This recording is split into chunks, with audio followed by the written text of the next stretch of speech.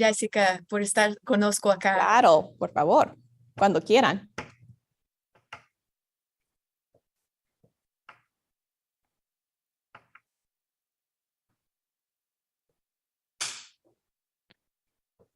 Momento, Sergio.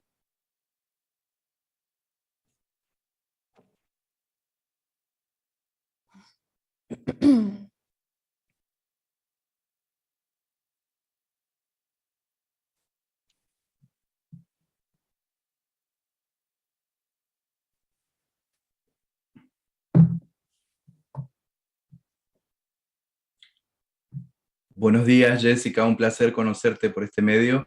Sí, un placer. Buenos días. Buenos días.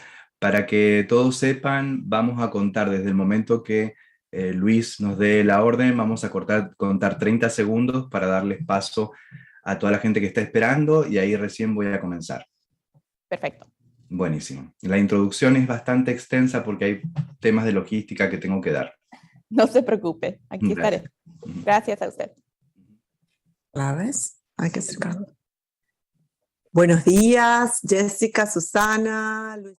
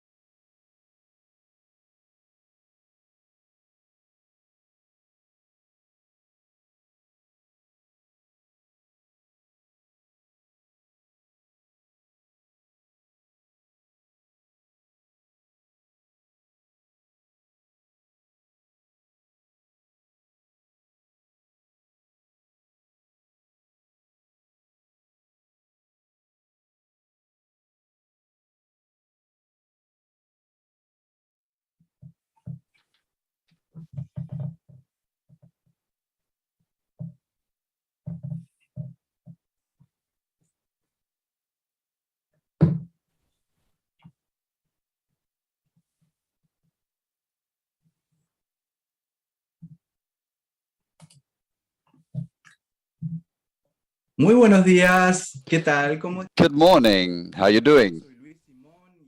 I'm Luis Simon, and on behalf of the Inter-American Development Bank, I would like to give you the warmest welcome to our event, to our major event on coding equity, gender gaps in the digital transformation of businesses in Latin America and the Caribbean.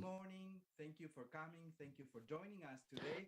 I am Luis Simon, and on behalf of the Inter-American Development Bank, I welcome you to the Coding Equity, Gender Gaps in the Digital Transformation of Businesses in Latin America and the Caribbean.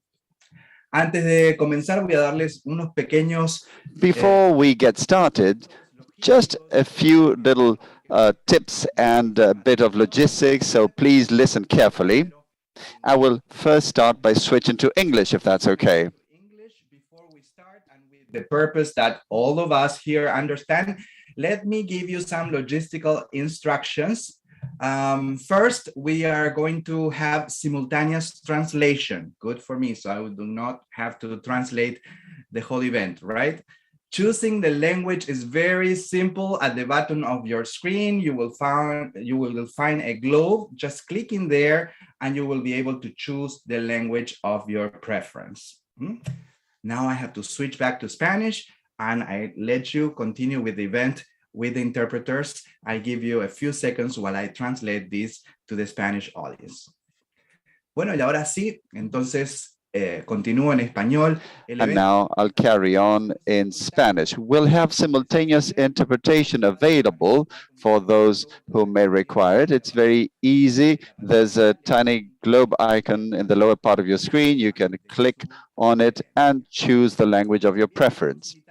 We would also like to invite you to participate. We want this to be a truly participatory event with your questions and events, which you can also send through the little link down there for Q&A. And in the lower part of your screen, you will then be able to send all of your questions, ideas, and comments. Let's really make sure that this is a truly interactive and participatory event amongst us all. There will also be a chat available that's on the right-hand side of your screens, and through the chat we'll be sending relevant information and useful links for everyone, in addition to the bios of all the speakers we'll have with us today.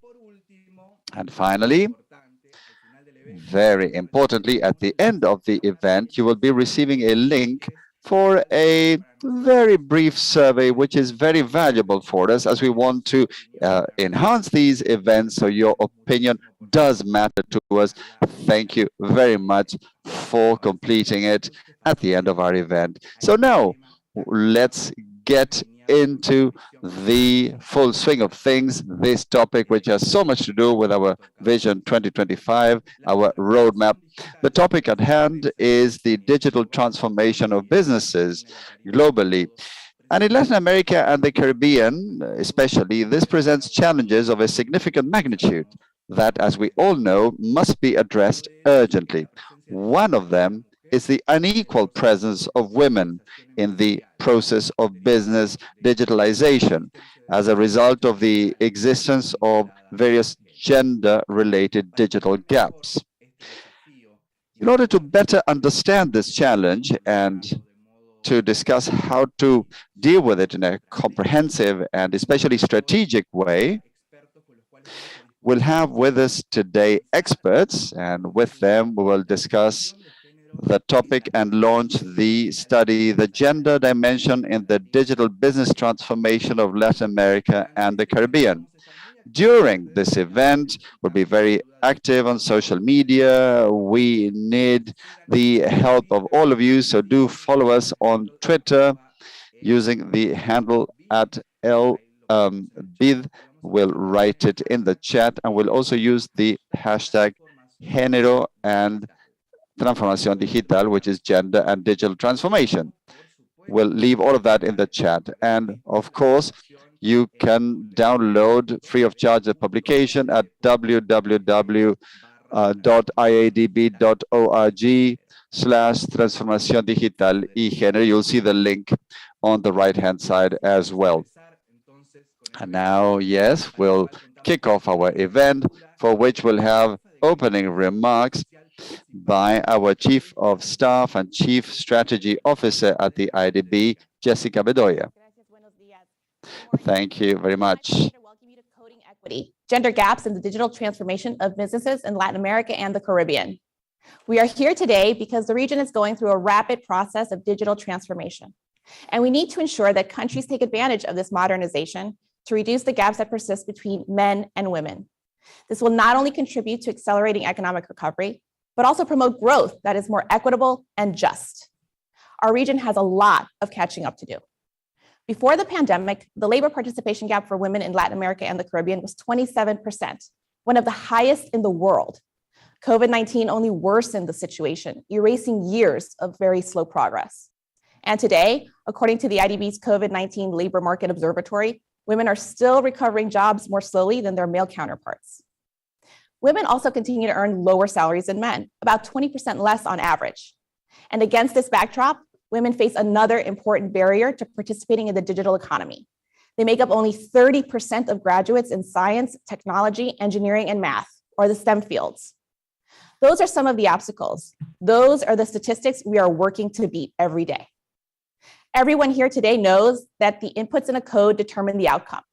By changing this code and building gender considerations into the system, we can make change a reality. Today, we present our new study, The Gender Dimension in the Digital Transformation of Businesses in Latin America and the Caribbean, a joint publication of the IDB, our private sector arm, IDB Invest, and our innovation laboratory, IDB Lab. It proposes a comprehensive set of recommendations for public policies that will strengthen the presence of women in the process of digitally transforming businesses. Those include reforms to ensure equitable early education in STEM fields, implementing programs to accelerate equitable training in digital skills, especially outside urban centers, legal reforms that promote a more equitable distribution of family responsibilities, including through flexible work arrangements, and a redoubled push by the private sector in areas such as gender equity policies and gender balanced or gender blind recruitment. The reality is that digital transformation is permeating every corner of business and our daily activities, and this process cannot and can never exclude half of the population. About 40% of the IDB Group's COVID-19 loan operations have included a focus on mitigating the impact of the pandemic on women and girls. Our operations have financed monetary transfers and improved access to social services for women, as well as loans for women-owned small businesses, which are often unable to access credit. That impedes their digital transformation, among many other advances. But our work to promote gender equality goes beyond financial resources. It also involves producing knowledge, providing technical assistance, and working with our member countries to develop innovative solutions and programs. Last year, we released our Employment Action Framework with a gender perspective, which coordinates our financial and technical instruments to help to recover, create, and transform employment in our region. Limited resources in many of our countries, coupled with gender stereotypes, too often result in educational segregation, which can exclude and does exclude women from the benefits of technological innovation or prospects for a STEM career. The bank is working with the region's governments and international partners to help shape education and labor policies, as well as financing key interventions to help correct this imbalance that continues to hold all of our economies and societies back. For example, in Paraguay, the bank is supporting the government to develop and implement policies that promote women's access to high-quality jobs, including a pilot training program in non-traditional fields. We have financed boot camps and digital skills training for women, while We Exchange, a platform run by IDB Lab, fosters the growth of women tech entrepreneurs in our region. Just last month, 15 finalists from We Exchange's Women STEMpreneurs competition presented their companies to potential investors in Miami, looking to scale solutions in areas ranging from education to women's health to microfinance. We are doing all of this work because we recognize that as much as $28 trillion or 26% could be added to global annual GDP by 2025, only if women play the same role as men in the workforce. For our region, that could mean a boost of almost $2.6 trillion annually.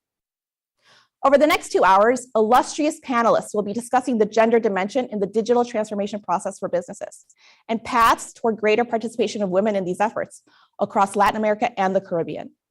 Together, I am confident we will make great progress toward our common gender goals to accelerate the scientific, economic, and social development of our region. Thank you to all of you and have a great event. Thank you so much, Jessica. Excellent remarks. Muchísimas gracias. Y ahora tengo el placer. Thank you very much for those excellent remarks. It's now my pleasure to present our moderator and lead specialist at the competitiveness, technology, and innovation sector of the institutions for development sector at the IDB. Vandelea, I hope I get your name right. Now, I will pass it on to you. The event is yours. Thank you very much, Taya. You did pronounce my name correctly. Good morning, everyone from the IDB. A warm welcome to all of you joining us today. The launch of the study, the gender dimension in the digital transformation of businesses in Latin America and the Caribbean. This is very important for my division and for the IDB. The study was made possible through the generosity, enthusiasm, and time and dedication of several departments of the bank, IDB Lab, IDB Invest, the social sector. So I would like to thank all the colleagues who have helped us and supported us. Thank you for all the hard work in the last few months. We have been working to build a comprehensive, collaborative vision with a holistic approach. Although societies have never been as interconnected due to the unprecedented development of new technologies, the COVID-19 crisis has laid bare the fact that we are not all benefiting in the same way. Some specific groups are being left behind. Differences in resources, in skills, disparities in access and use to actually use information and communication technologies, and the differences within countries and across regions are adding layers to the already existing gender gap in the era of the digital transformation process. This is why our study seeks to understand the main determinants that restrict the participation of women in technology at a key moment, since all countries in our region have to improve competitiveness and connectivity, mitigate climate change, enhance production, and transform public institutions. As you will see from the agenda, and I'm very pleased to act as moderator, as we will be working on the basis of three major thematic areas. So I would like to begin by giving a warm welcome to Carlota Tarin, the main researcher. She will be explaining the results of the study and the structural barriers that have an impact on this vertical and horizontal segregation of women as part of the digital transformation process in our region's countries. In the second part, we'll have a super panel with public and private sector experts and experts from the IDB who will talk about the pending challenges and the progress made. We finally have the remarks by the manager of the institutions for development sector. So Carlota, the floor is yours. Thank you, Vanderleia. Thanks everyone. And good morning in all languages. I would first like to thank the IDB, not just for the invitation to be here to summarize the study, but also for the initiative in carrying out this study, which I think very much reflects the strong investment of the bank in gender equity and with a focus on such an important matter as the digital transformation. And thanks to the whole group, the IDB, IDB Lab, and IDB Invest. And so my deep appreciation. So we can start by providing a brief summary. We'll focus on some ideas reflected by the study, which is about gender gaps in the digital transformation of businesses in Latin America and the Caribbean. I will try to size this down to 20-25 minutes. I would like for there to be time for questions and for discussion then. I will briefly refer to the methodology we have applied to our research. I will then move on to the gaps. What is it we are talking about when we mention digital gaps, and what are their specificities in our region? I would then like to talk about the digital transformation of businesses and also focus on public policies in this field in the LAC region, in order to then finally present some recommendations to foster a digital transformation process with a gender focus so as to reduce the gap. Starting by the methodology and phases of our research, just an overview, we surveyed the literature extensively. We looked at a whole lot of documents and included a large number of bibliographical references. Of course, COVID has been a key focus as part of a study. We've tried to take its impact into account. In addition to an online survey, we got over 400 responses from across the region. The IDB's work here has been key, but I would also like to mention the RELAI, the Latin American Network of Innovation Agents, who helped us reach out to some relevant actors and thereby included in the survey. We also work with four focus groups with people in the field, entrepreneurs, investment, people in investment, and people engaged in innovation, and of course, people at the bank. And we conducted 15 in-depth surveys, including experts with highly diverse profiles, so as to try to qualitatively enrich the data identified in our survey of the literature. Now, getting into the full swing of it, I would like to briefly note that we need to know what we are talking about when we mention digital gaps. There are three levels. The first one being the access gap, both access to the internet and to technological devices that enable access to the internet especially and to digital technologies generally. The gaps are cumulative in that if we don't address the first ones, you can't deal with the following ones. No one can effectively use the internet if they have no access to it. So that is an essential requirement in order to advance, to reduce the following gaps. The access gap in the region is not especially wide. It is rather limited, but there are differences across countries.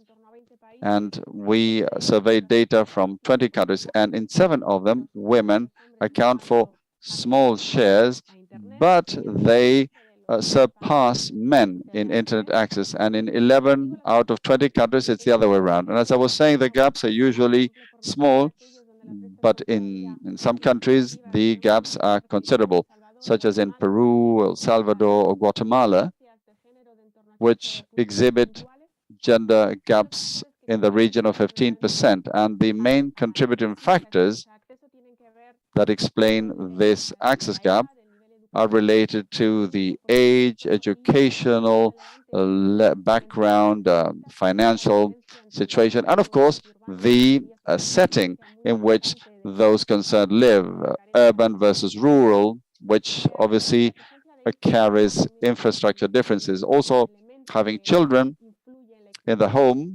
also has an influence on the gaps in addition to the occupation of the individuals concerned. The second gap has to do with use or training. Gender gaps related to the use and level of skills that enable productive use of digital technologies.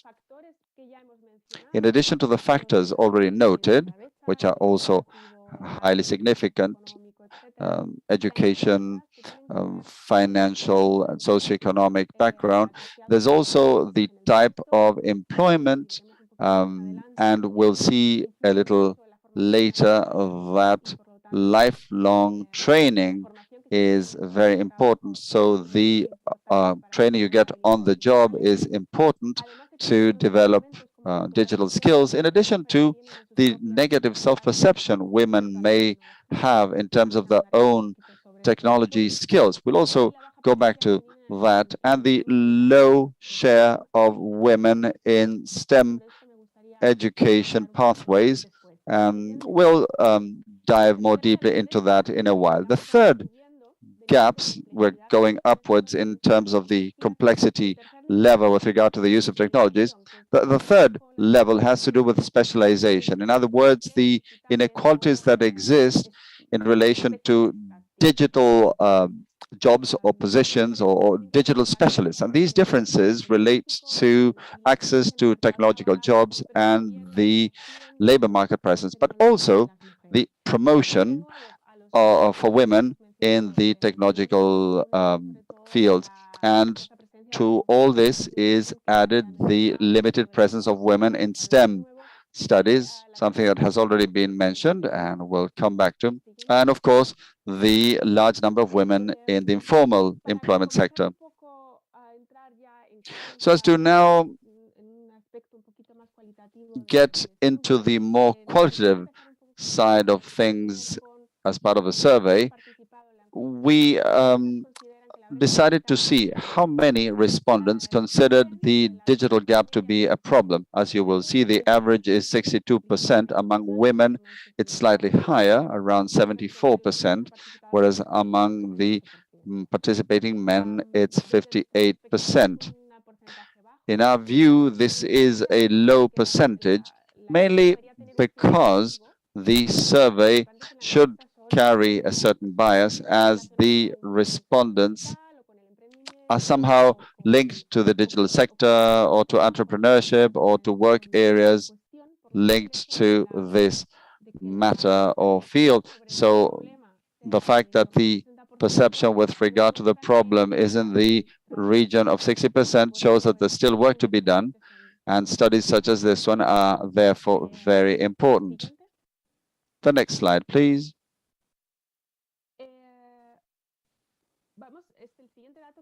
The next bit of data has been touched upon by Jessica. She talked about the participation of women in STEM course of study, but now fine-tuning a little bit with regard to digital transformation. STEM is a concept that includes science and therefore usually includes health science, biology, medicine, and so on, where women generally has had a high level of participation.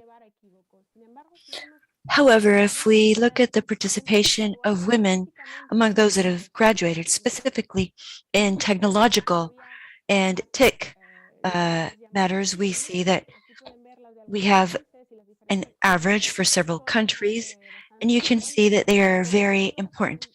But in everything, well, in all of them, there's a large gap. On average, the number of women that have graduated in TIC are 2.1% in the region, while men 7.9. Therefore, we're saying that it's over 3 times higher, the participation of women that graduate in these studies than women. And of course, this is a base problem that has to do with the capacity that women are going to have to actively participate in the sector, in the digital transformation. Next, please. But before continuing, what are we talking about when we talk about the dimension of gender in entrepreneurial digital transformation? If we go to the next slide, please. Starting from a generally accepted definition, normally when we talk about the dimension of gender in digital transformation and the generation of a conceptual and methodological framework that allows us to identify, analyze, and acknowledge a follow-up of the evolution of the discrimination and equality and exclusion of women in digital transformation processes, and what we can do to act on these sectors and create conditions of change that will allow us to advance under conditions of equality. This is what we talk about when we talk about the dimension of gender digital transformation, and it's what we try to do to contribute with a grain of salt in this study. Also, just to situate ourselves in the framework of what we're talking about, we asked what causes they believed were the main ones that contribute to less participation of women in comparison to men. And we can see that around 40% of the participants in the survey consider that this lack of skills in women's profiles, this is one of the main barriers for women's participation, followed by the lack of talent.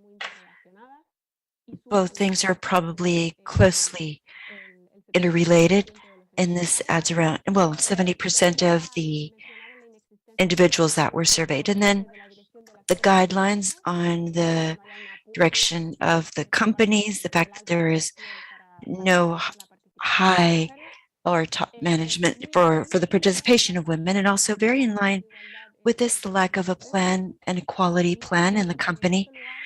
And in 5th place, lack of labor implications and the corporate aspects. And that exists among women, that lack of a network that will help us advance in these matters. And finally, because it is not considered that women can contribute in this process. But all these obstacles in the end are the result of underlying causes that are more profound and that we're interested in analyzing. Well, before moving on to this part, Jessica mentioned, as well as Vanderleia, the impact that COVID has had. And well, we also asked what people think about how this enormous crisis has affected the digital transformation processes with regards to the gap. And as you can see, around 60% of those that answered have said that it has had a negative effect. 21% consider that it has slightly reduced, and 4% believe that it has gone down significantly, and 19% that there has been no affectation. In this sense, digital transformation, well, COVID has had probably two different aspects, one very negative and very evident that has been mentioned, and it has to do with the impact that this has had on women, the fact of having to take care of their families and abandon their jobs, either because of the pandemic itself and on other occasions because they've had to take care of descendants, relatives, etc. But there is a positive side, at least we consider, and it's that there's been an acceleration in the transformation process in general, generating the need of having to take a step, but it has made us look at the digital aspects as an alternative. And this is an opportunity that we should take advantage of. It's a moment in which part of this work of awareness on the importance of the digital part, and that has been faster than during previous times, and we have to take advantage of this to close that gap. Next. To explain a bit the situation of women and everything that has to do with the digital sector and transformation processes, we tend to, well, maybe it's not the ideal thing, but we started to use this metaphor, which is the leaky pipeline. It's how women, starting from a very broad, vast flow, then to the end, very few women arrive. So this is a phenomenon of abandoning the process in the digital sector. And why do we talk about this? Next. Because the first filter that exists has to do with the interest of women for everything digital, for everything technological, that is highly influenced by the different socializations and the different gender stereotypes on what is adequate for men and women, and on the digital sector itself, what characteristics the digital sector should have. Of course, there are complex matters that point to this and that have to do with the gap of trust, self-esteem that we've mentioned among women on their own capacities to relate to what is digital and technological, and evidently a lack of reference, which is not, or well, which also keeps women from opening up their minds and their pathways along this digital road. And we lose many women along the way. Next. But when we continue to advance, as we see the gap in this gap of specialization, we lose even more women that have decided to not study or to not specialize in the technological field. Many of them abandon, or if they want these studies, they decide not to work in the digital sector, once again, due to the gender biases that exist and that are very strong in the sector. And a lot of this has to do with a bias of masculine fraternity that automatically excludes women, in an environment that now unfortunately has to do with violence against women, labor harassment. In the United States, there's been a sector of video games that have made news because they are very aggressive sectors with women, where it becomes very difficult for them to develop their careers and their enterprises, their companies. But if we advance even further, it's not only a matter that they're not studying, they are not accessing the sector, but they abandon it even before they reach positions of responsibility. Of course, because an extremely clear matter of family responsibilities, but also cultural biases regarding women and that affect their professional decisions, and the lack of measures to reduce the impacts of these elements. And also a flight of talent that goes to other countries, to other areas. And if we talk about access to management jobs, this has to do with the so-called crystal threshold and this ambition that women are always blamed of, and in which women have to do to reach the things that they have to leave aside to be able to reach these levels of power. And also networking, this is related to less time available. For example, schedules or networking situations that in which women do not feel very comfortable or they don't have the possibility to participate in. And then in the last level, the last drop, if we consider to take it to a level of entrepreneurship, this is probably all we have left, just a drop, because women's participation in the digital sector is even lower. And among the causes, we can see some of them here, according to data on the opinions of people that participated in this study. We see family responsibilities, biases regarding what women are capable of doing, the network of new professionals, which is also very important and affects several fields, vocation, self-valuation, etc. Well, we've seen that women have barriers, obstacles to have access at every level, and this leads to a funnel effect. In the end, there are very few women that access this, and we ask ourselves, why women? Why should we make an effort to avoid this leakage? Why should we develop policy so that women can participate? Here we have one of the benefits with that many studies have focused on, and this has been studied not only regarding women diversity, but the contribution of older women, economic indicators in companies, changes in leadership styles that improve decision-making processes in organizations. Of course, there's a purely technological scheme that has to do with what we're designing, what we're doing with technology, especially in terms of artificial intelligence, which is a technology that conditions a great deal of our lives and the decisions that we make on a day-to-day basis, and that will affect our life. And because there's biased data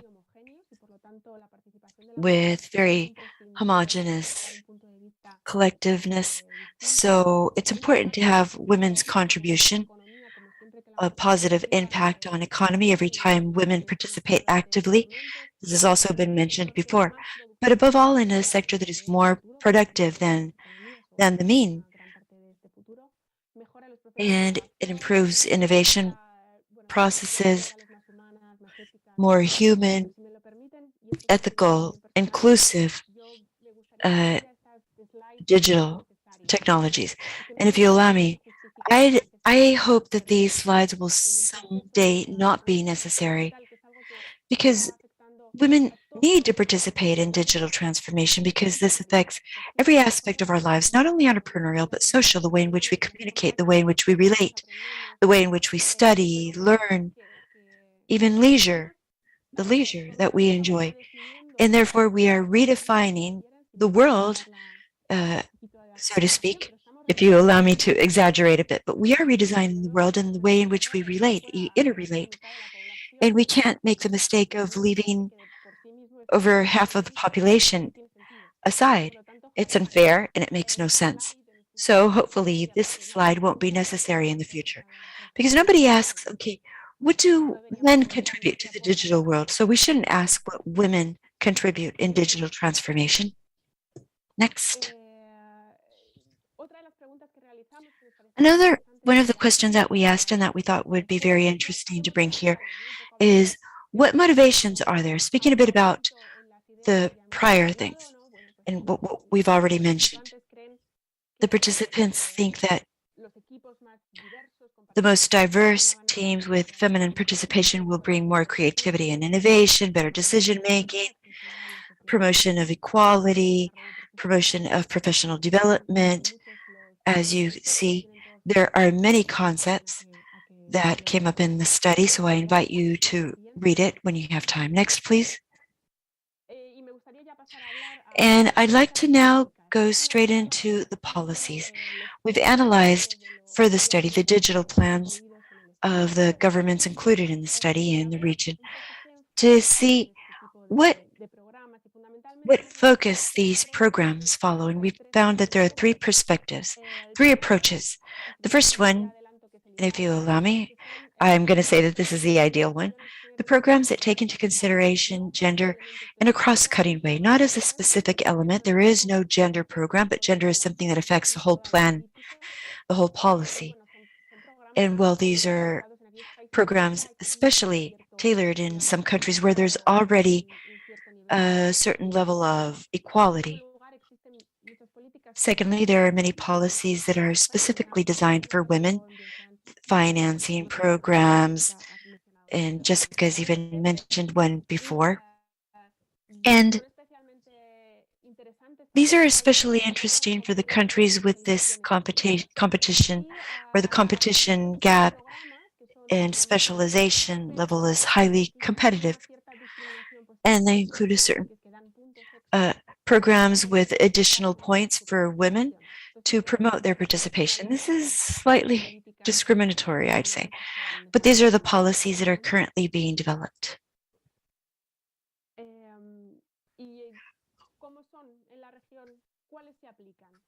And which ones are applied in the region? Well, unfortunately, just a third of the programs that we've analyzed, and they have the whole list of all the programs that we've analyzed in the study, include gender as a dimension to be considered in a relevant manner. There's 18.5% in which gender is not mentioned. In this case, there's no reference to it, and practically half of them. The mention is rather superficial. There's no specific program. It's not, this perspective is not integrated in the policies.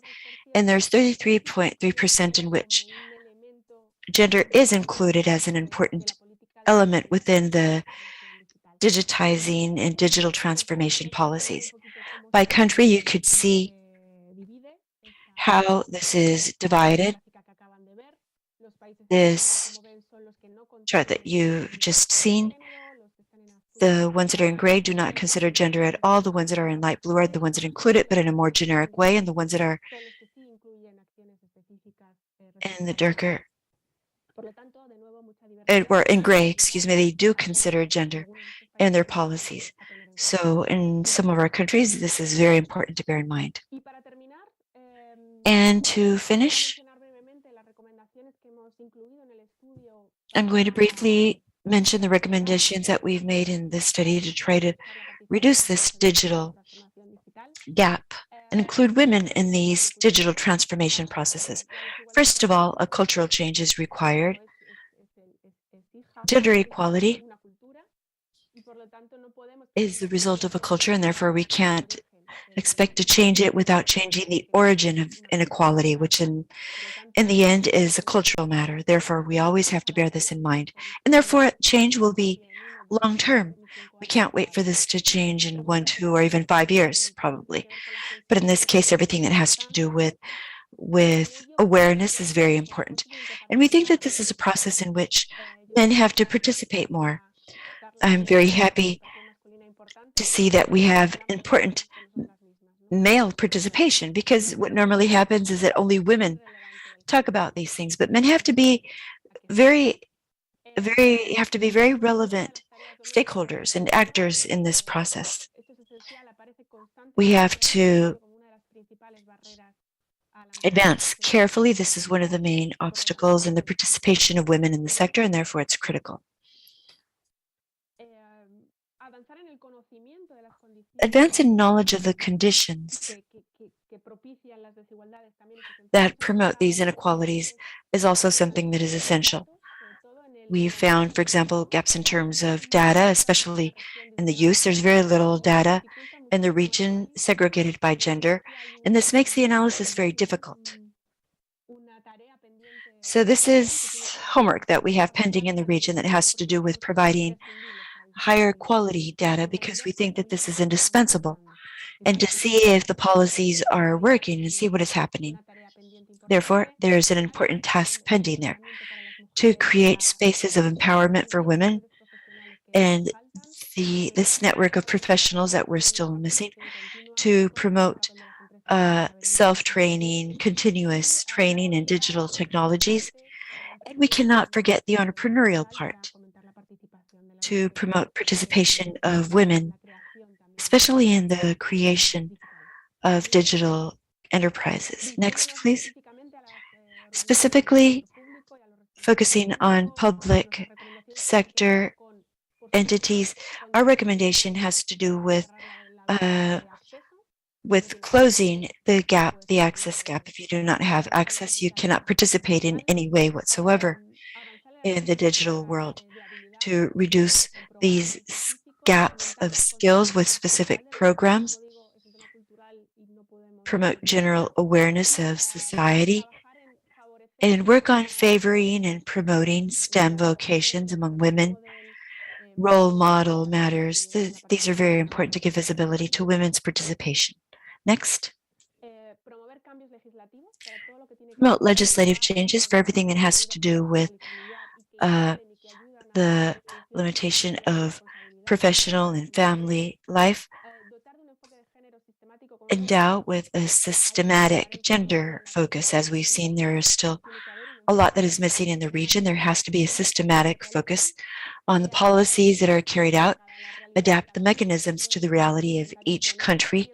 We cannot try to impose a certain type of policies in countries that are culturally not prepared for this yet, because this can generate rejection, and it can also generate the opposite reaction. And we have to make sure that at least the same number of projects led by women as by men are participating. And something that is very important, we cannot forget their role in all of this. We have to develop equal policies. Many things can be done in terms of access to the recruiting process that has to do with having candidacies and look for women candidates. No one says that you have to hire them, but at least to have them there, because the problem is that many times they're not even considered. Their resumes aren't even included, and this helps to eliminate biases. Transparency measures. Transparency is closely related to social corporate responsibility, or corporate social responsibility. And we've seen that this is a policy that works. Everyone likes to have good results, and the more transparency that exists, the more the companies will make an effort to improve their ratios. Of course, everything that has to do with reconciliation, of course, and also a way to distinguish those companies and acknowledge, recognize the companies that do things better. Next.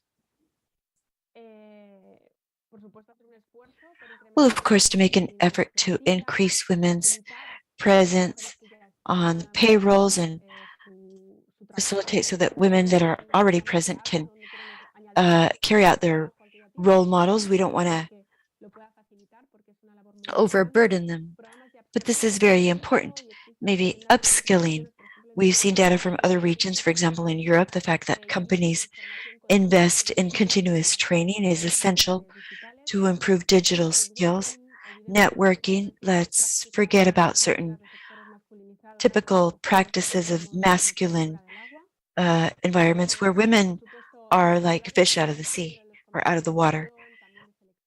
Also, to improve selection mechanisms and articulate adequate mechanisms to avoid and detect any type of harassment or violence against women.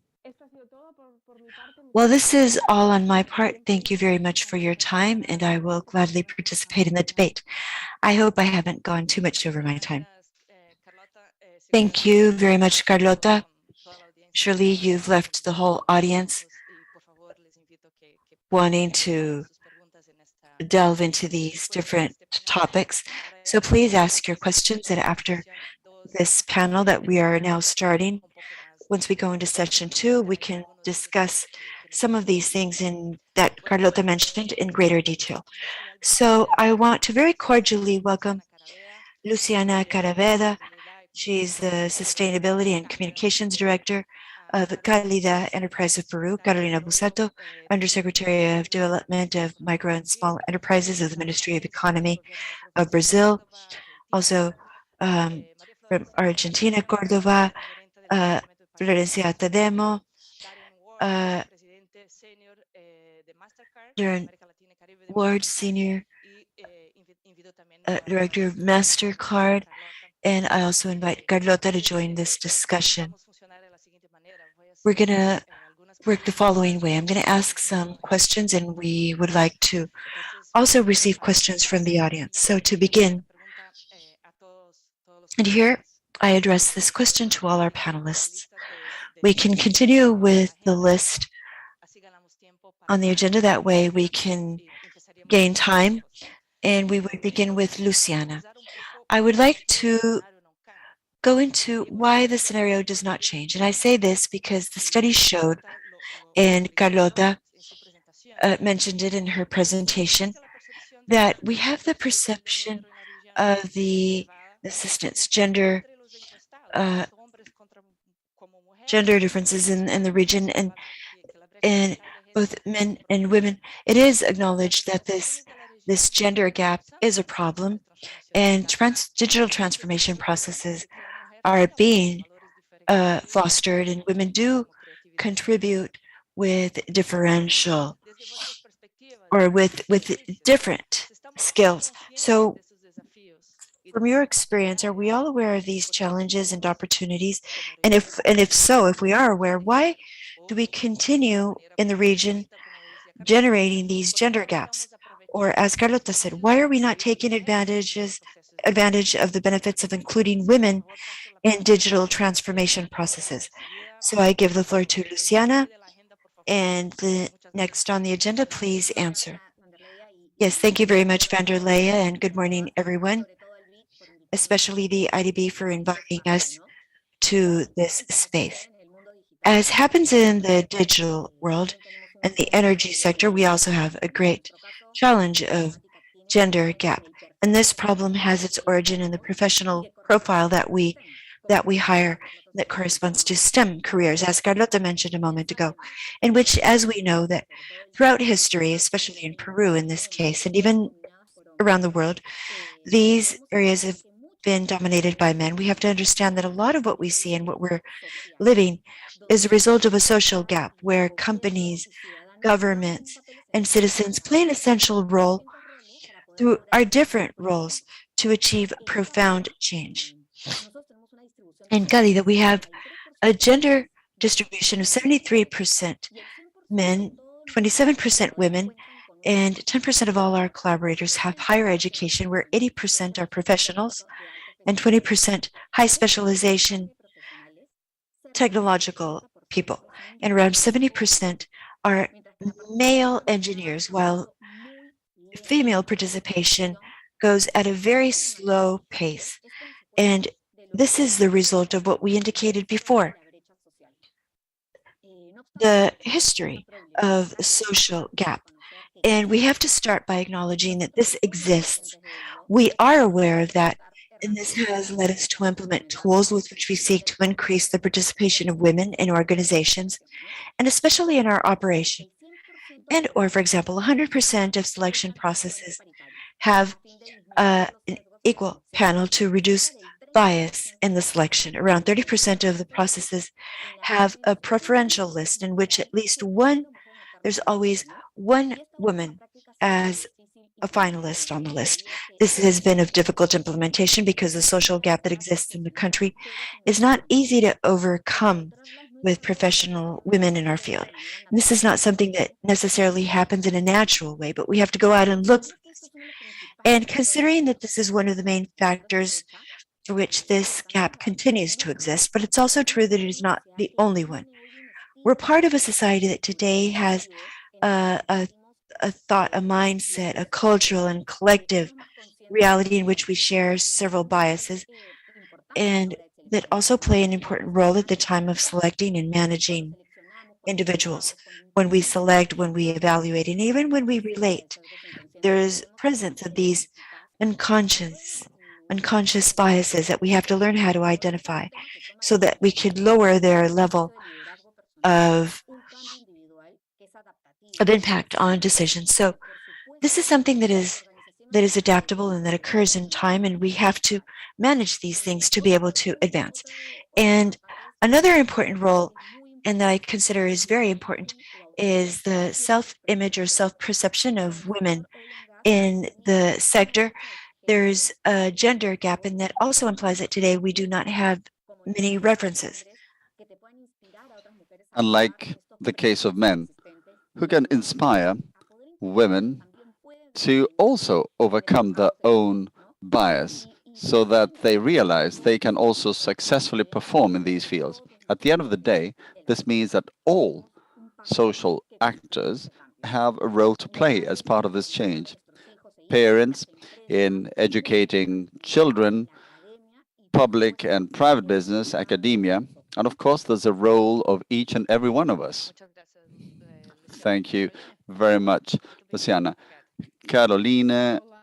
Obrigada pelo convite. A Luciana trouxe uns pontos. Thank you so much for the invitation. Luciana has mentioned some very important points, especially when it comes to invisible partners. The more we discuss those invisible barriers, the more we discuss how much maternity and all the care affect women's histories and choices, we are more able to understand and answer questions like, perhaps men would like to participate more in children's education, children's raising. Maybe this is a discussion that should have happened already. There is the need in society for us to discuss points like introducing role models. Today, for example, today is the World Day of Female Engineers.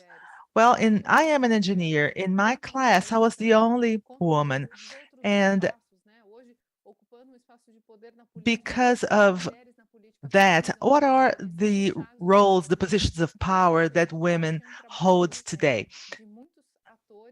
There are many roles required in this work, but the benefits are huge. The intersectionality, because when we work with women, there are benefits in terms of from vulnerability to climate change. And I agree that the day we no longer need to justify the reasons, or that we no longer have to lead a national strategy of gender equality, then we will say that this is a matter of the past. Thank you. It's a pleasure to join this conversation. Thanks, Vanderleia, Susana, Jessica, and congratulations to my colleagues at the IDB, and congratulations to the authors of the report. We from the Southern Cone have worked a lot on gender, and I will address your question building on what Luciana, Carlota, and Carolina have already said. Clearly, there's an issue relating to digital skills, and this has to do with women and the lack of digital skills. But there is also an issue of leadership. As Carolina said, there are still few women in leadership positions. And this, of course, has an impact because there's no role model to be recognized and followed. Let me give you an example regarding Chile, where there is parity in the registration of students in higher education, but not in terms of the types of courses and programs. There's a perhaps 70% women who choose social sector related pathways, and only 30% go for science, technology, construction, engineering. So I think we need to continue to work on public policies that will encourage women to choose those courses of study so as to foster parity in education and then access to quality employment. As Luciana also said earlier, there's an issue related to social standards that is still lagging behind. If girls still think that they're not as good for maths or for engineering, it becomes a bit of a self-fulfilling negative prophecy. If I'm not that good, then I don't really get down to it. I don't get into that course of study, and I will not make progress in the related labor field. So it's important to continue to foster public policies and to work with governments and societies in our region, the private sector, civil society, so as to continue to encourage the access of more and highly skilled women to the STEM and less traditional course of study. So the educational and subsequently labor segregation that women suffer is an area where the IDB group can contribute a lot. And as men and women committed to gender equity, we must continue to lead ahead and know that it can be done. Thank you. Thank you, Florencia. Gonzalo, we'd like to hear your views from our dear province of Cordoba. Thank you very much for the invitation. First, my apologies on behalf of Minister Pablo de Chiara, who is unfortunately otherwise engaged with the governor, so I'll be representing him on this panel. I'd like to thank all colleagues participating. I'm very pleased to represent Cordoba province on this panel. And this, in a way, is a bit of a pyramid we are building, and we continue to build on the basis of what the previous speaker has said, and we can only agree. We at the in the government of the province of Cordoba work a lot on the gender perspective and on gender mainstreaming. We have a ministry of women that works on these matters. And as Carlota said, I hope this is no longer needed at some point. Let's hope this will be something that we will not need to continue to focus on going forward.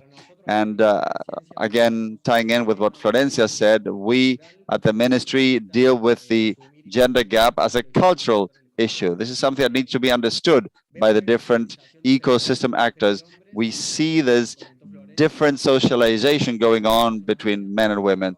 Science, a few years ago, published a study showing that girls up to the age of 6 think they are less good at maths. And this has an impact on their future pathways.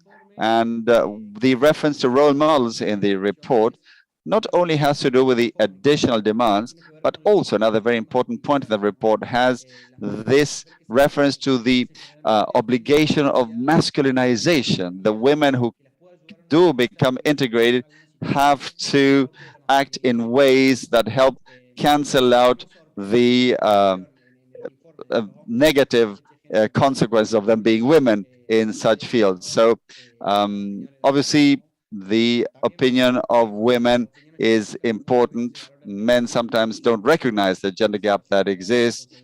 Of course, there are different aspects relating to the financial situation of women as opposed to men, the fact that women are often assigned tasks that are non-technical or lower complexity tasks, and women can be on an equal footing with men, both financially and in terms of the tasks they carry out. And then there are such issues as mansplaining and other sorts of situations that affect women.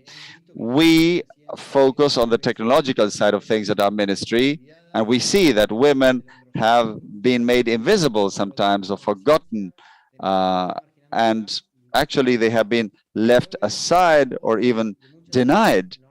And we now recognize the major contribution women make, so they're no longer a rarity. In Cordoba, 51% of people in the scientific system are women, and they continue to take up positions in higher ranking jobs. And of course, the lower participation of women in science is a waste of human capital, which really goes to the or works to the detriment of higher quality standards. And I think we've seen this in the slides. Women have an added value to offer, and this should cut across all fields, regardless of gender. The report highlights the value contributed by women also in terms of creativity, and we think culture is at the basis of all of this. Thank you very much, Gonzalo. I would like to hear your views. Thanks, Madalea, and thanks to the IDB and IDB Group for the invitation. Working to close the gap is an ongoing task because the gap is large and it's not something that can be dealt with overnight. There are cultural issues, matters related to education and public policies. So there's a whole range of considerations. If we look at the financial position of women as an example of a gap that we want to close, we see that many women have been included in recent years. We helped create 100 million digital accounts in the last few years, as from 2019 in Latin America alone. And many of those accounts have gone to women. But there's still another 200 million people in the region who are not banked or underbanked.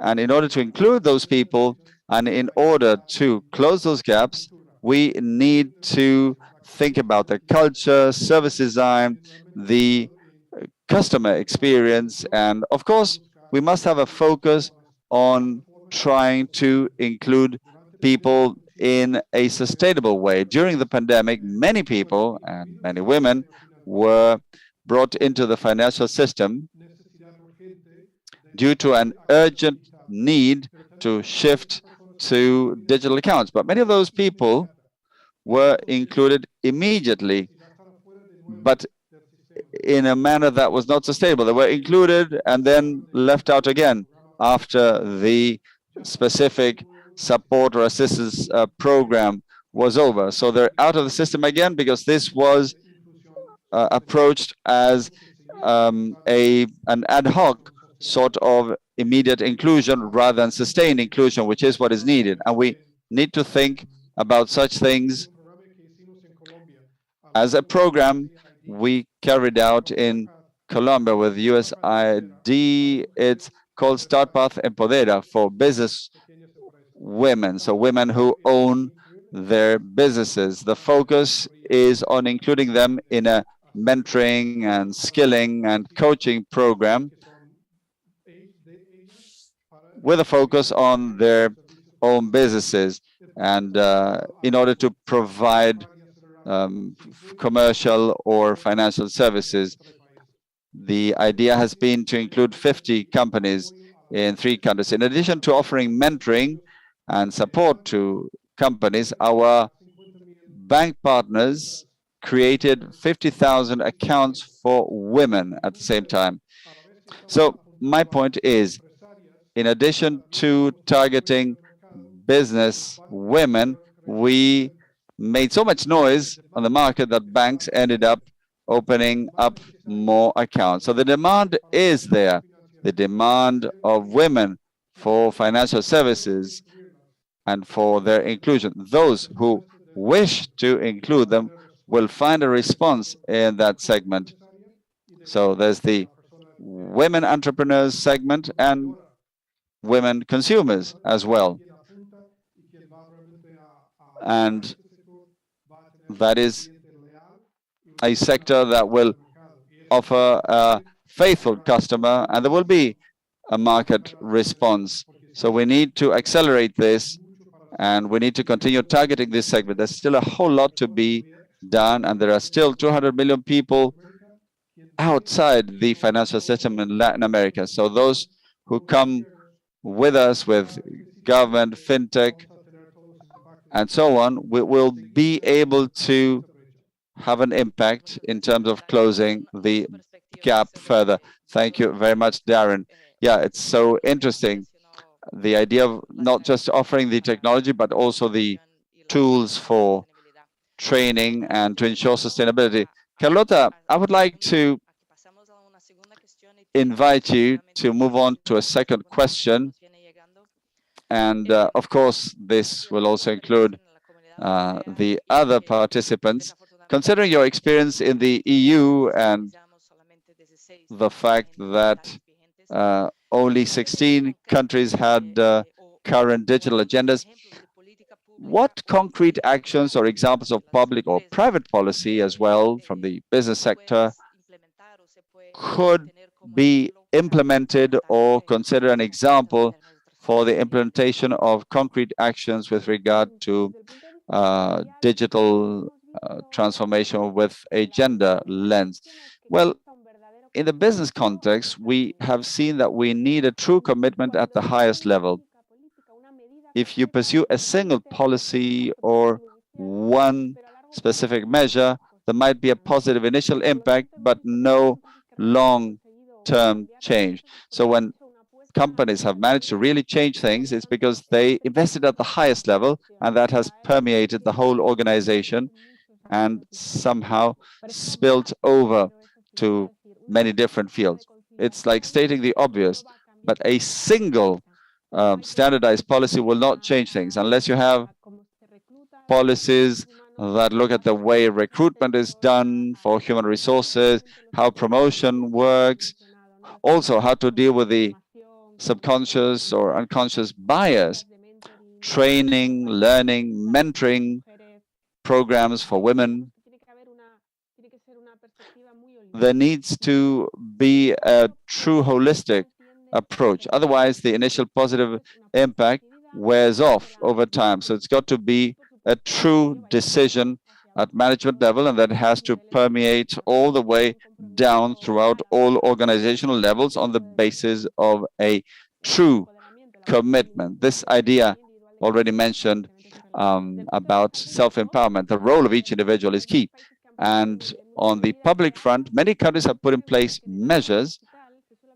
Actually, there's reference to a certain paradox in the digital realm. In countries with lower social inequality, which have better social equality indicators, even in those countries, when you look at the digital field, there still is a significant gap. So this is why there's a digital paradox as far as gender is concerned.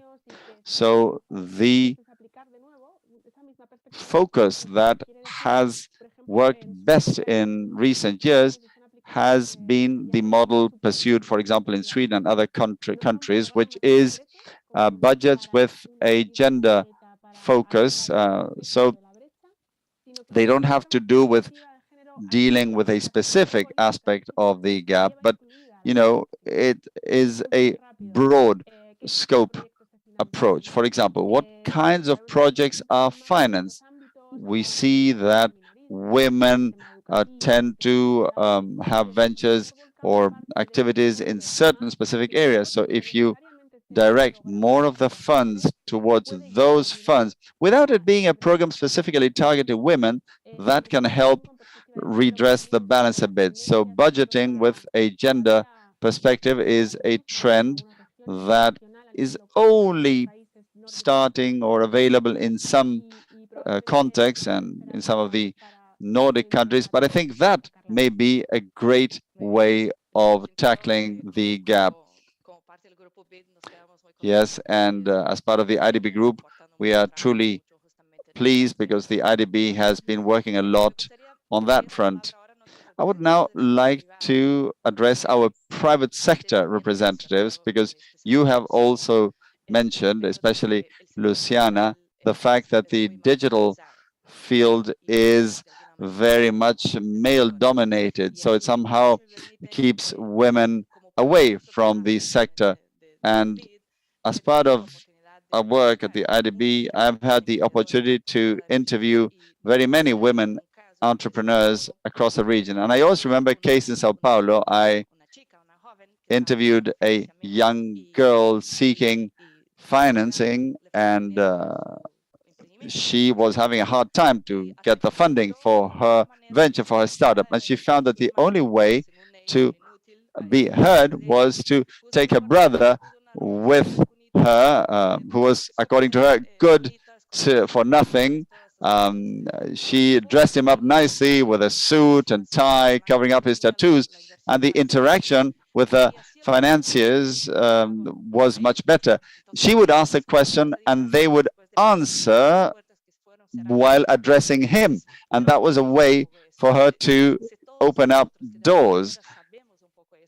All of us are aware of that. There is evidence that this sector is highly masculine, and still there's evidence that when computers entered the households, this became a boy's toy, and somehow women were left aside.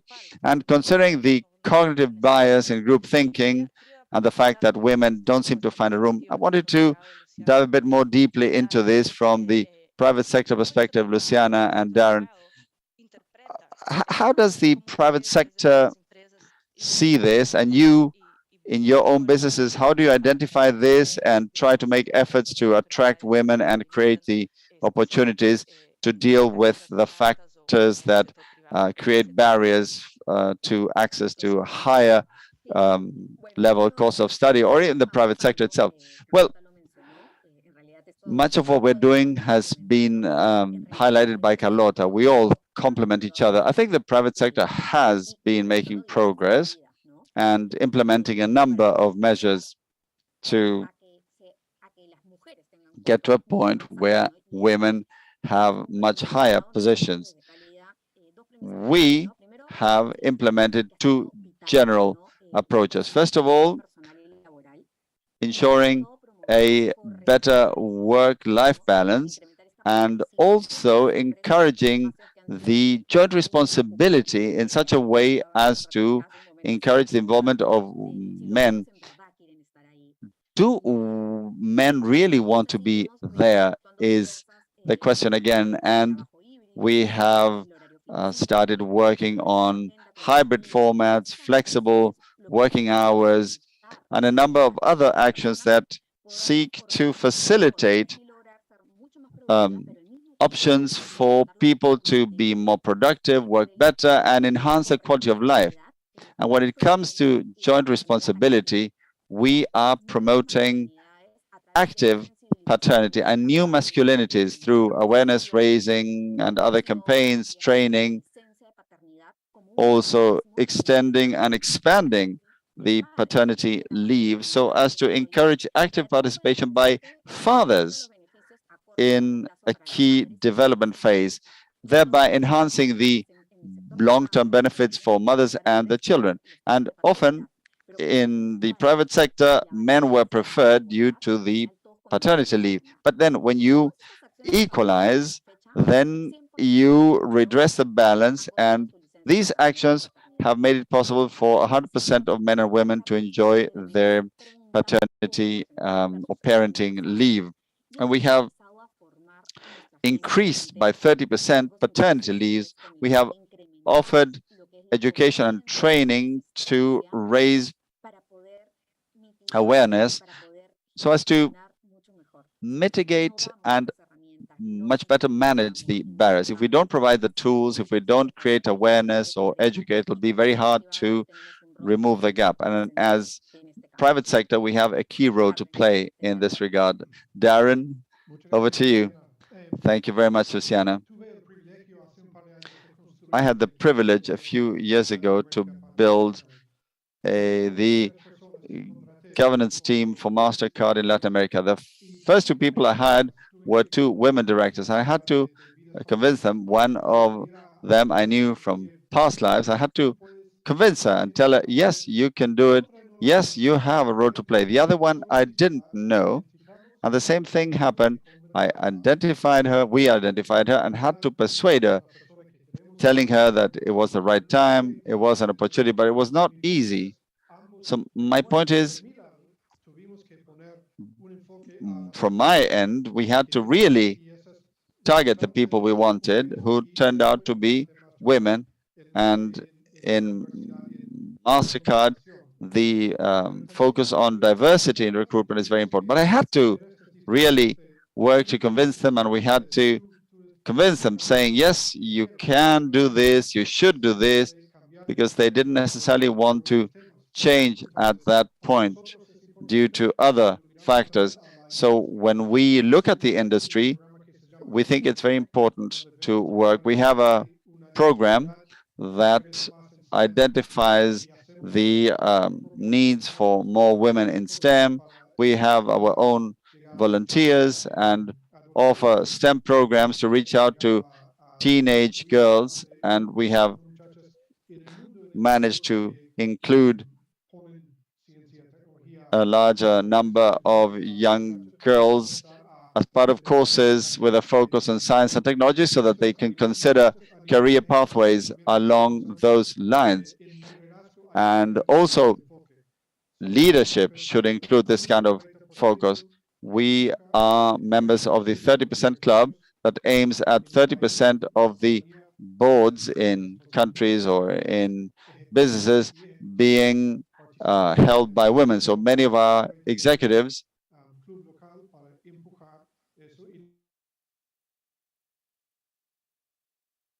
increase the possibilities of having greater diversity on boards, which is key. So at MasterCard, we are working to close the gap, also working with younger girls, teenagers, and also at the executive level, working with banks and industry. We always try to encourage the hiring and inclusion of women. That is also a way to sustain the industry. So it's about identifying the opportunity, but this has to be at the industry level, and also to boost capacity within MasterCard and in the industry as a whole. Thank you, Darren. I would like to put this question to our public sector representatives, Carolina and Gonzalo and Florencia, who also has a public and private sector hat. Through the study, interestingly, because this is the main obstacle I see in my work day to day for companies to innovate, the main obstacle has to do with access to credit. We are all aware of the need to accelerate economic recovery, the need to recover productivity and competitiveness. But 74% of those surveyed stated that the main barrier is the fact that women don't have that good access to finance, because the world of men is dominated by men, and men prefer to do business with men rather than women. So when we look at the other three barriers that prevent women from advancing in the digital field, this again reflects the gaps of training, of access, and so on that Carlota mentioned. So trying to reflect the questions we got from the audience, we'd like to hear from you what approaches you think could be used within public policy to overcome the financing access gap, while at the same time trying to end the bias. Could an option be to put women in positions of power to prevent situations such as the case of that girl in Sao Paulo I talked about?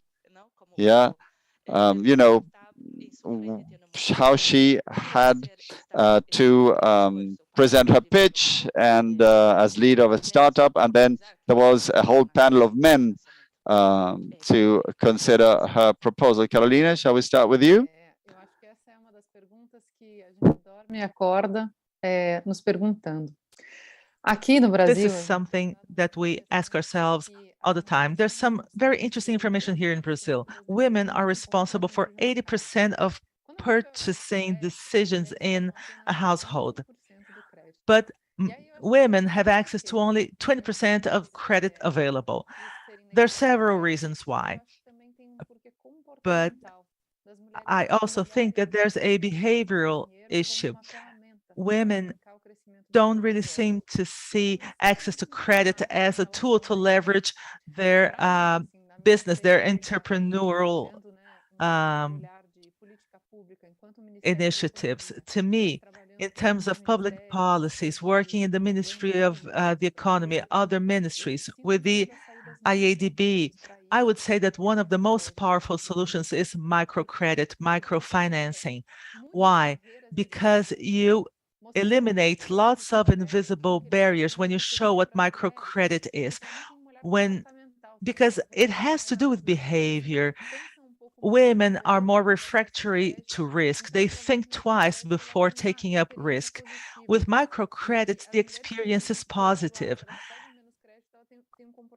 And if they take less credit, it's interesting for banks because women are very good repayers of their debts. Here in Brazil, we already have 2 public banks offering microcredit, but there's more. There's all this framework of working with education, economic education of men, women, and something that really touches me also is that when it comes to entrepreneurship, women do not feel skilled in terms of being literate in this area. They sometimes do not understand the wording that is used with them. It is important that the language used is something that is assimilated by them, and therefore access is not denied. So I believe microcredit has to be expanded. We here have a public policy that was very successful during the pandemic because the government ensured the possibility of offering microcredit to the small businesses. There's lots of opportunities. Thank you, Carolina. Oh, I'm sorry, Florencia. I'm sorry, I got confused with my notes. No problem, Vanderleia. Okay, well, first thought on my side, the high cost that these barriers, including access to financing, have for our societies and our economies. This is an extremely high cost, and that is why it is so important to reduce these barriers and to eliminate them in this post-pandemic recovery phase in our region. In a recent book that we published in the Southern Cone Department, we calculated that eliminating the barriers of access to the market by women can improve the GDP of our 5 countries of the Southern Cone, and that is no minor thing. And you know that from the IDB group, we are highly focused, and it's one of the columns of the 2025 agenda, inclusion in general, because we believe that post-pandemic recovery cannot occur without the inclusion of everyone. So in any case, recovery has the face of a woman. I'd like to not only talk about post-pandemic with greater access to credit by women, but also, as Carolina said, with technical assistance for small and medium enterprises led by women, with different financing differentiated for small and medium enterprises led by women that are also many in the region. I also agree with them that it is important to put numbers to access of women to financing. When we show the number of businesses that funders lose by not talking to women in their terms, by not including them, we can convince several men that still dominate the financial sector. And I want to give some examples of the work that we've been doing from the IDB group. For example, here in Chile, together with the Ministry of Women and Gender Equality, we have a program that is called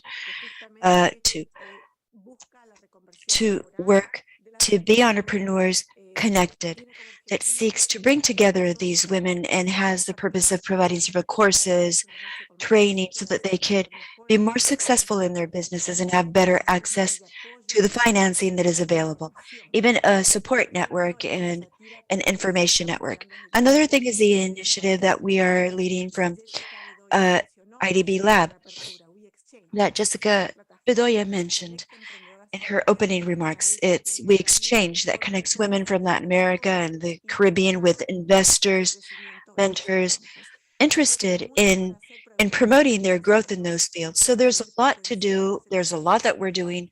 We need to continue to foster these initiatives so that we can overcome this pandemic by eliminating these gaps and giving more priority to women. Okay, now we will continue with Gonzalo. Thank you, Florencia. Yes, I'm also hooked on the question that was asked to Darren and Carlota, because on one side we have something that is key to us in overcoming these obstacles. First of all, education. That's the starting point. And in Córdoba, we approximately per year have 10,000 students that enter the university, of which only 16% choose STEM careers. So there's an initial problem there of the STEM discipline in general. And of that 16%, only 16% are women. And here I reinforce I underscore what Florencia said, in which the careers, STEM careers in which women are, they're not mechanic, engineers, or electronic, or of information or computer sciences, but there are things related to health, biology, and sociology. So first of all, the purpose is to be able to start from there, trying to have the education and training by STEM. Well, this is going to favor the improvement of a number that we have in Córdoba, which is that from 100% of employees and jobs that exist in software and tech, only 36% are women. And of that 36%, 1.6% have positions of directors, 7.6% are partners in the companies. And speaking of startups, only 4% of startups in Córdoba are founded by women. So now, unlike what Vanderleia said in this example, in which the woman had to take her brother to be able to interact with investors,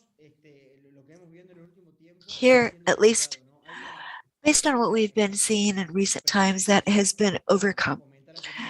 There's a willingness to promote a greater involvement of women in the startup ecosystem. But we're lacking these women with this profile to be able to turn into startup founders. Maybe we need to increase the number of women in management positions and for them to be partners in technology businesses. So regarding this, in the Ministry of Science and Technology that we've worked on in technology and knowledge, and here echoing what Carlota mentioned, to work on gender inclusion, we've worked very hard, and today where we are, which is not where we would like to be, but we are building the road. We are focusing on public policy specifically designed for women and programs with positive discrimination. The law of knowledge economy, which is a law to favor the development of knowledge enterprises in Córdoba, has an incentive of subsidies for jobs. There is a higher percentage of subsidies for women, for diversity, for different individuals, but specifically speaking here for women. So we have to develop that policy, specific policy for women. This environment is dominated by women, SMEs, and startups, not even to mention those. But we want women to feel comfortable and gain confidence in themselves so that gender is no longer an issue.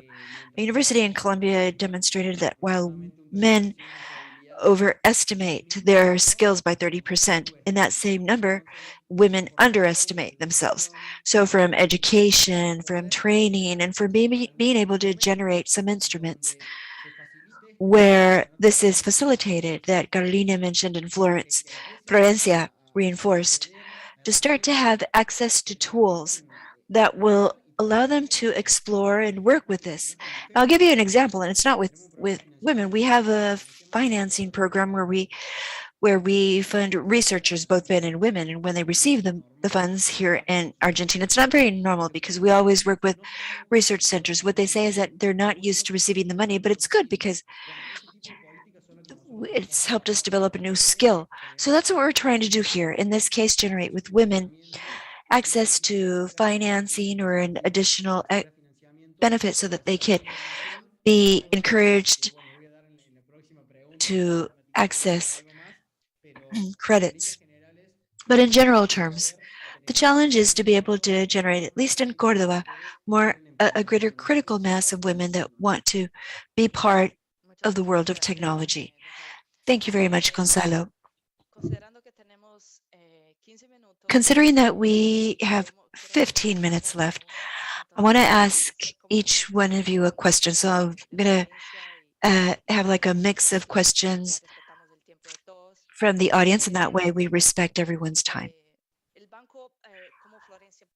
The bank, as Florencia and Jessica have mentioned, the bank has signed many commitments, and we practically have the whole institution that has this gender perspective embedded in our day-to-day. But we need for this to not have setbacks. We need partners, we need support in the different countries so that this scenario that is so excluding, so socially unfair, so economically unfair, and recognizing that we have so many people that are very talented with the desire to succeed and to advance. How do you, from our perspective in the public sector, the private sectors, we have to see how we can generate these spaces to generate better policies in matters of digital transformation with a gender perspective, and for them to consider more perspectives or guidelines that are indispensable. And here, if you allow me to make a new bracket, Carlota said in her slides that hopefully in the future, this slide will no longer be necessary. And instead of having to justify what women contribute. In my professional trajectory, I take pictures in all the secretariats and ministries around all the countries that I visit. And normally there are always these pictures of ministers, secretaries, and I hope that throughout my professional trajectory until I finish my work, I hope to start seeing more women in these pictures.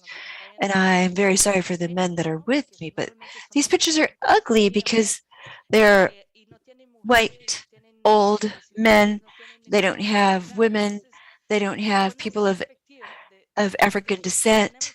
So with this perspective that we all have, and I think that this discussion has been so good because we're all very much aligned. The private sector is making its effort. The public sector is learning. Although we must say, our study says that four out of 10 institutions still do not fully acknowledge this as a problem. So it's a challenge for us in the IDB group. And a bit to echo or to also gather the questions from our audience. What can we do to increase the trust in women in our private and public sectors in IDB so that women can be more included in the digital area?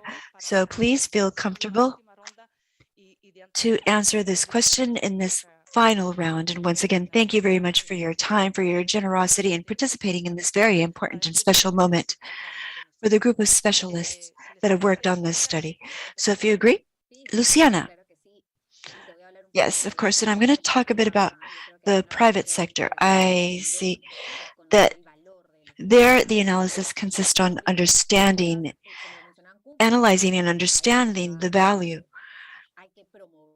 And we have to promote knowledge and the understanding of equality in society in order to close these gaps in a natural way and not as an obligation. And this is important because talent is what has to prevail. We don't want anybody to give us anything. We just want our talent to be valued. And that's why it's fundamental to promote programs for awareness, early awareness, equality of awareness, as well as digital technology. And another very important thing is that men have to participate in balancing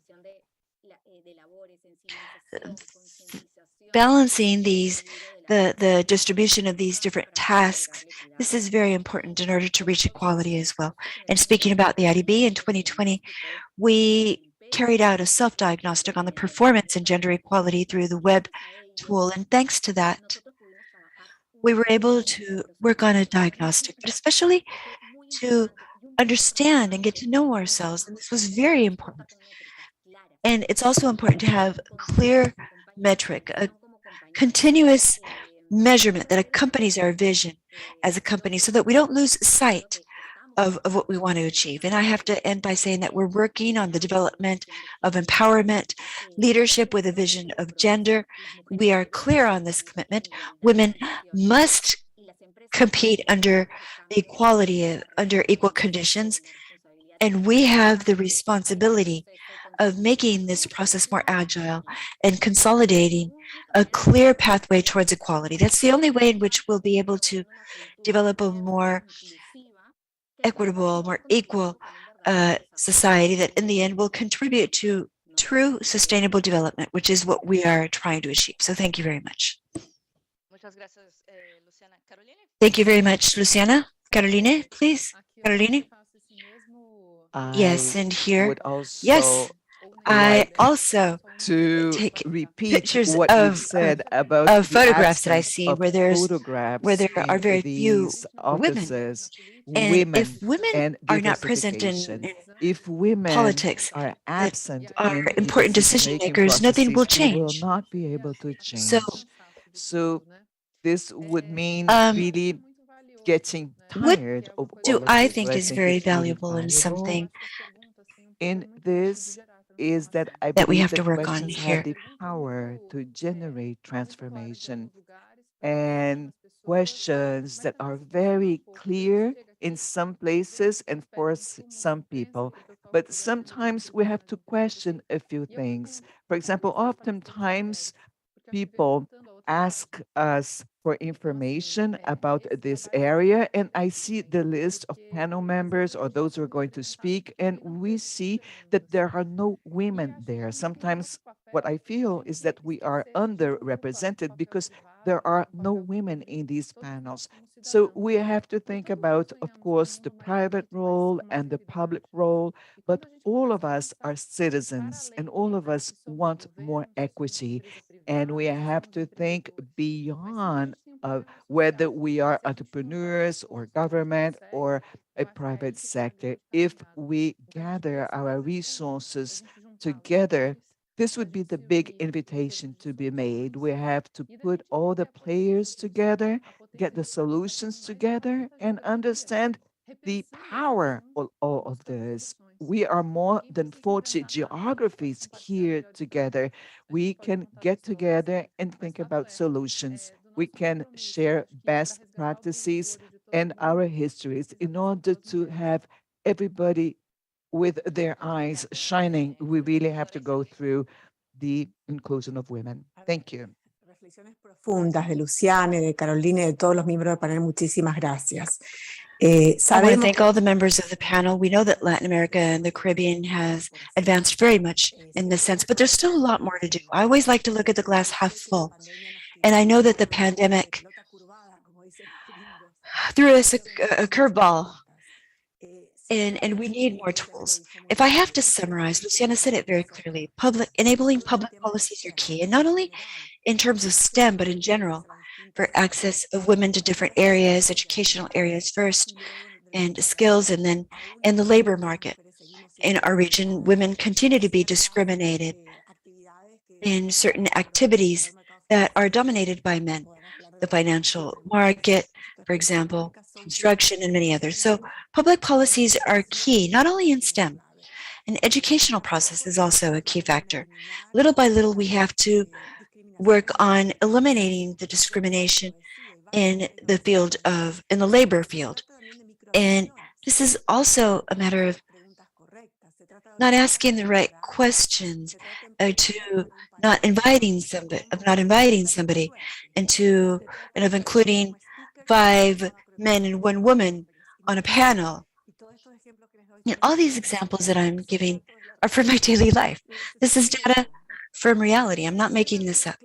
The third thing, the key role of the private sector, and that's why I love to hear Luciana, Darren, Carlota with her other hat, but also Gonzalo and Carolina, because this is a meeting of the public and private group. And as IDB, we have been doing this and have to continue to do it. For example, with gender equality that we have in Chile, Argentina, and other countries where we merge the public and private to achieve gender equality. That's fundamental, but to also continue as enterprises and as IDB and institutions internally in the corporate part, we have to continue to promote this equality and to always look for external observers that will continue to also provide feedback and guide us. And there are also, for example, many national certifications that we can obtain. And to close, I think that it's of essence for us to continue to work as a society, because as Carolina said, we're all citizens, we're all stakeholders, actors, so that the next generations of women do not have to suffer the same gaps that Carolina, Luciana, Vanderleia, or that I have. I'm a positive person by nature, and I will close on a personal note. My daughter, Julia, 16 years old, bicultural, bilingual. She's lived in many countries because of her mother's professional choices. She looks at me in my eyes and she says, Mom, I'm the same as everyone else and I could do whatever I want. And she's right. And we have to continue to promote, to foster these things. So thank you very much, Vanderleia, Susana, and everyone for this opportunity. Thank you very much, Florencia, for this very powerful statement by your daughter. Gonzalo, please.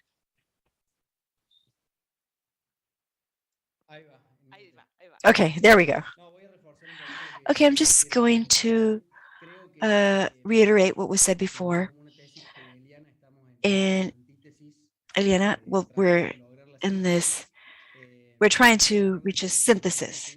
I'm going to echo what Florencia said about her daughter. The new generations are key. The gender agenda, as well as sustainability, environment agendas, are part of the DNA of new generations. And I think that this is favorable in public policies. And I'm also going to echo what Luciana said. It is our obligation to develop public policies, but there are things in which there are no public policies that are viable. There are structures and mindsets that go beyond any policy, and the generational change is going to be key to be able to have less events of these types. I was thinking when you talked about the pictures of ministers and secretaries, I'm not going to show you my wall because all the pictures are of men. But there's also a very interesting point, and it's that we have a job and we know that at any point we could be replaced. So when you think that your job can be replaced with anyone, that's when things will start to change, when there will be more equality. Today, we think, okay, maybe here there could be a woman. Let's place a woman to have more gender parity. But once that starts to happen, and as Florencia's daughter said, I can do anything, that's a point in favor of this new generation. We have a public policy by the academic, the public, and the private sector. So we try to involve all the sectors. And also, we want to involve gender, technology, and that's why we've created upskilling and reskilling programs to generate technological skills in women. Over 30 workshops in 2020, over 5,000 people that have been skilled, that have been trained, people that are working in technology, and we are developing networks to generate spaces. We've created a physical space called Tech Women, which is a space for training so that women can start coming together and be trained in a controlled environment. We're also working on electronic sports training. And there are a lot of women that are still competing and playing. And electronic is the evolution of physical sports, where men still do not want to lose to women. And when we lose, when we eliminate shame and all our prejudice, we'll be able to advance. Because we have to be aware that talent has no gender. Talent is what simply adds value. So I'm very grateful for this invitation by the IDB, for always considering Cordoba, for giving us the opportunity to work with you. A pleasure to have shared this time with my colleagues and with also with and language is something that is very much in style right now. But we have this agenda, which is to work on inclusion and to include more women in technology. So thank you very much and congratulations. No, thank you from Cordoba and congratulations for all your progress. Darren, please. Thank you very much. I think that to close this, it's important to mention that we need a lot of public communication and obviously collaboration in closing these gaps. Inclusion is something that has been discussed in the world for years. We've included over 600 million individuals, 600,000 individuals in the labor market, and we want to include 1 million to 2025.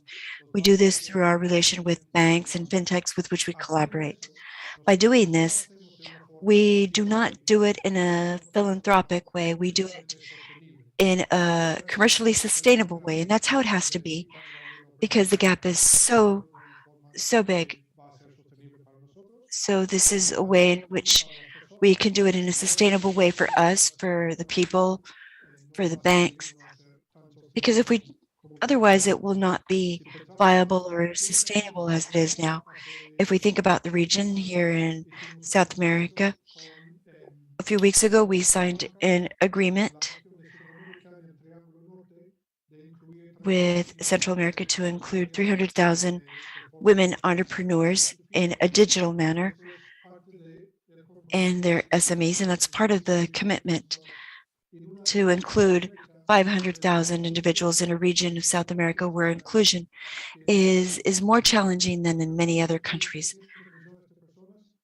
And the 5 million of Central America, or the 300,000 entrepreneurs in Central America, this is going to be a challenge. And once again, we're not going to do it. We can't do it alone. We can't do it as philanthropy. It has to be commercially sustainable, and that's what we're focusing on. Trying to understand women, their situation, the culture, the language that we need to design services and products for them, and also responding to those same needs.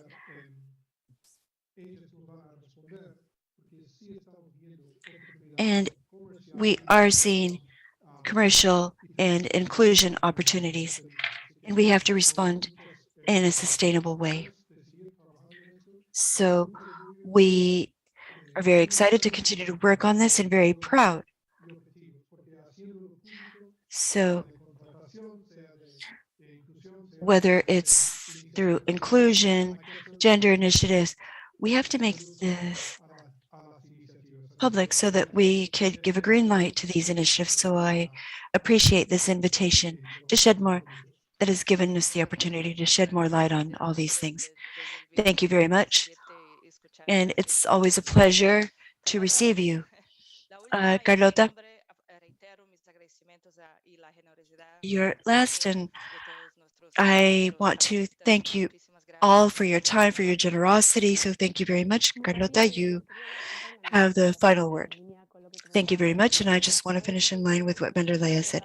I remember a meeting with the director of a public enterprise of the sector in Spain on these matters.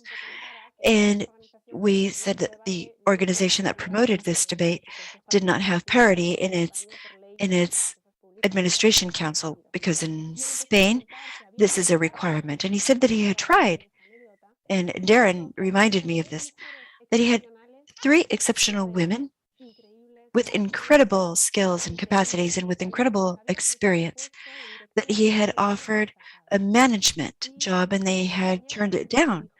And a colleague from the group said, well,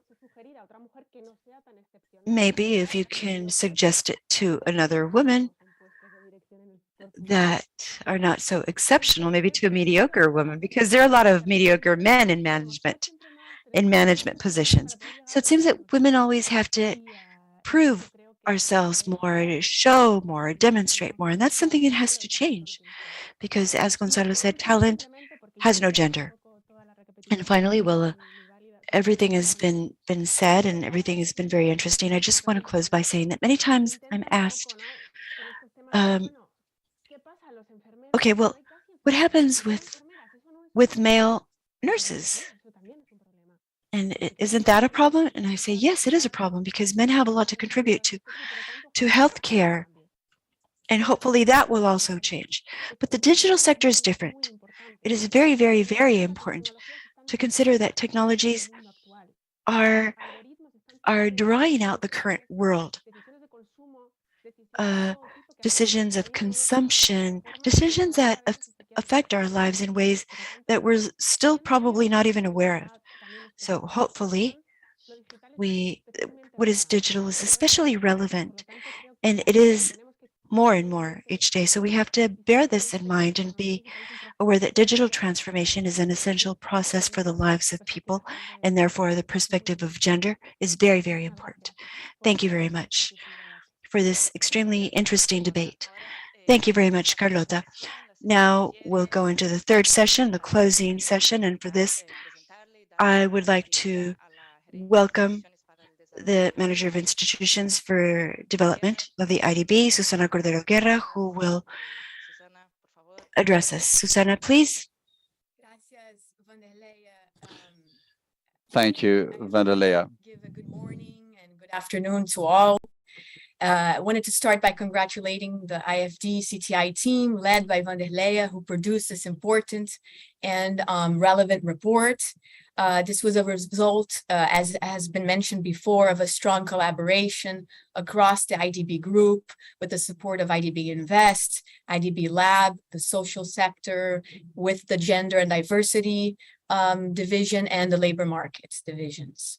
I would also like to extend my thanks to all the panelists on behalf of IFD for advancing the discussion towards closing the gender gap in the business digital transformation in Latin America and the Caribbean. In these final remarks, I wanted to share 3 reflections that draw upon the study, but also the rich discussion today in the panel today.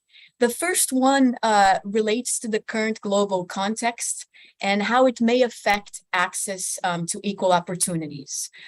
Jessica and Florencia mentioned this at different points in their remarks, but the staggering statistics in the study highlight the magnitude and complexity of the challenge.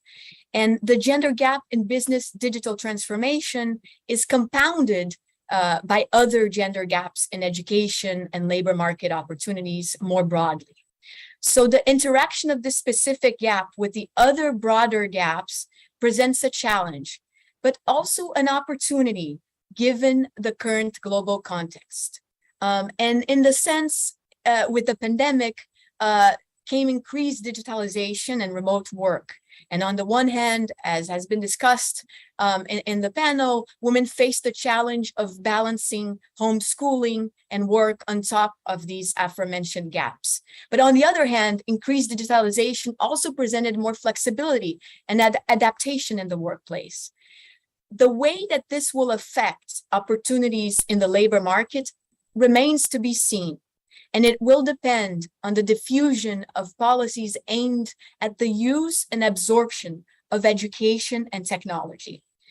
And this brings me to my second point, which is related to a forecasting of future challenges. In the context of a global recovery, as mentioned by several panelists, investing in gender equality in business digital transformation can contribute to productivity and economic recovery in the region. But this statement is premised on the assumption that gender differences will keep up with the relentless race between education and technology. As Golden and Katz have shown in their research, the opportunities of tomorrow will be defined by the technology of tomorrow and the ensuing demand for skilled labor. So to close the gender gap in the labor market, we will need to be forward-looking, and digital skills is part of the baseline of that future. In a way, digital is the new literacy to start to close the gap. But as the current study shows, we need to go farther and faster in this education component so that we can keep up with the race between education and technology. This means investing in the pipeline, in the whole work cycle, education and work cycle, from the early beginnings. More precisely, providing equity and opportunities for early education in STEM and a continuous education on digital skills. But equally important is developing critical thinking and problem-solving skills that can keep up with the challenges posed by artificial intelligence to the future of work. The last reflection I wanted to make has to do with the ways in which the IDB has successfully tackled this challenge by addressing structural challenges. Aligned to Vision 2025, the bank supports countries to build institutional capacity and to design and implement policies to foster private sector development in an inclusive and sustainable way in a digital era. Inclusive digitalization of businesses and the publication that we launched today are parts of these efforts. In this line, the IDB helps countries to address market failures that affect access to opportunities while promoting human capital development, socioeconomic progress, and technological advances. It is a complex challenge that is multifaceted, but with joint efforts, evidence-based data, effective actions, and a new mindset for equality of opportunities, we can advance towards a more equitable environment and a digital system in Latin America and the Caribbean that contemplates the gender dimension. Thank you all very much for attending. It was a pleasure to join you. Muchas gracias, Susana. Ahora sí, en nombre del Banco Thank you de very much, Susana. So now on behalf of the IDB, I would like to thank all of our experts and all those who have joined us for this event. We hope to continue to work together to address many gaps, and we hope you'll be able to read the study and share it and let us have your comments. See you soon. Thank you very much. Goodbye.